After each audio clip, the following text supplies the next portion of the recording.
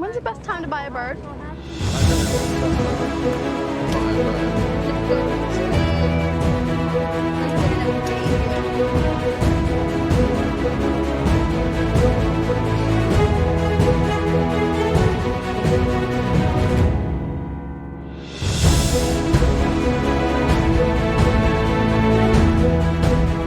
Hello, book explorers, and welcome back to the Booklantic Ocean. Today, we are not just exploring a book, we are entering a moral abyss.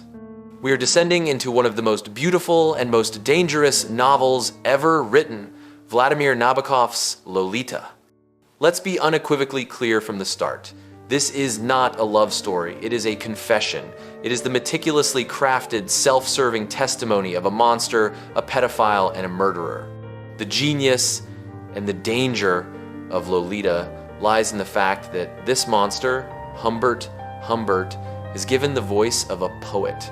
Our journey today is to understand how Nabokov created this devil's poetry, to deconstruct the literary cage he built, and to find the humanity of the victim trapped within its lyrical bars. The novel is presented as a manuscript written by Humbert, a highly educated and deeply narcissistic European scholar. To understand this book, you must first understand that Humbert is the ultimate unreliable narrator. Everything we see, everything we feel, is filtered through his corrupt, obsessive, and brilliantly articulate mind. Humbert is obsessed with what he calls nymphets, a category of young girls he believes possess an ethereal, demonic allure. It's crucial to understand that the nymphet does not exist. It is a fantasy, a monstrous projection of his own perversion.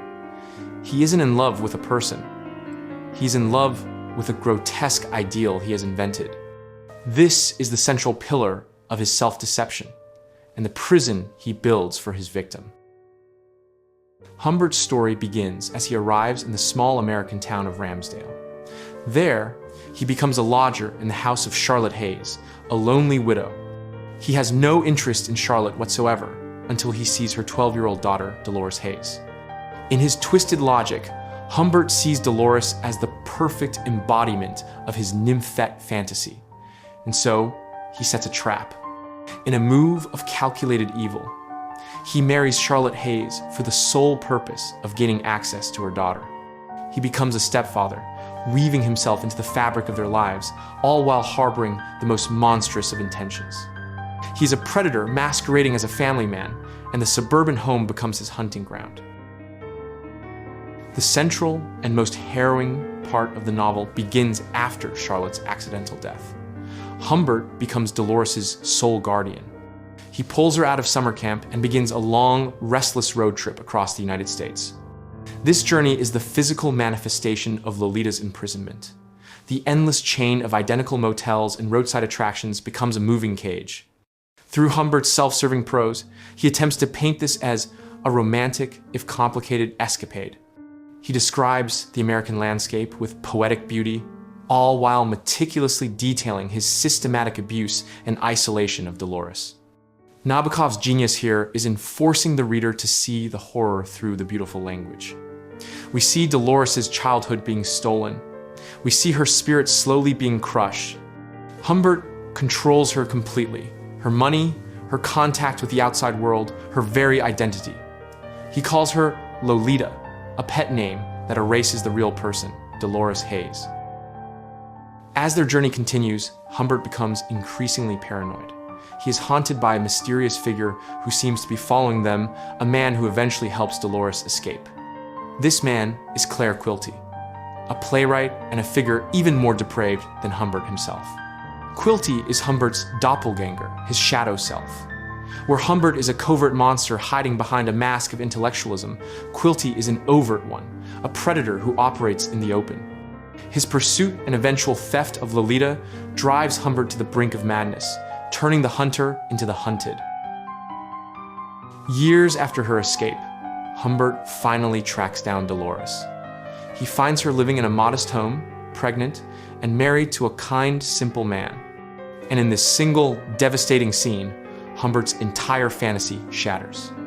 The nymphette is gone. In her place is a weary, damaged, but very real 17-year-old woman named Dolores Haze. She is no longer the idealized object of his obsession. She is simply a person, a survivor, whose life he has irrevocably broken. For the first time, Humbert is forced to see the human being he has destroyed. And it is in this moment of clarity that he finally understands the true scope of his monstrosity. The final act of the novel is Humbert's violent, almost farcical murder of Quilty before he himself is arrested. So, why did Nabokov write this? Lolita is a profound and disturbing exploration of solipsism, the state of being trapped within one's own mind, unable to see others as real people. Humbert is so lost in his own elaborate fantasies that he destroys a real person. The novel is also a masterclass in the power of language. Nabokov gives the devil the most beautiful words to show how prose can be used to seduce, to justify, and to obscure horrific truths. He forces us, the reader, into a deeply uncomfortable position. We are captivated by the beauty of the writing while being repulsed by the ugliness of the acts being described. Lolita is not a book to be enjoyed, but to be wrestled with. It is a work of profound art that serves as a powerful warning about the darkness that can hide behind a beautiful facade. It forces us to be active, critical readers and to find the victim's silenced voice beneath the captivating poetry of the monster. Lolita stands as a powerful, unsettling work of art, a warning about the darkness that can hide behind a beautiful facade, and a testament to the power of language to both seduce and destroy. It forces us to be critical readers, to find the victim's silenced voice beneath the captivating poetry of the monster. Thank you for navigating these dark waters with us. Your thoughtful comments are always welcome below. If you appreciate these deep dives into challenging literature, please consider liking this video and subscribing to the Booklantic Ocean. Until next time, keep thinking.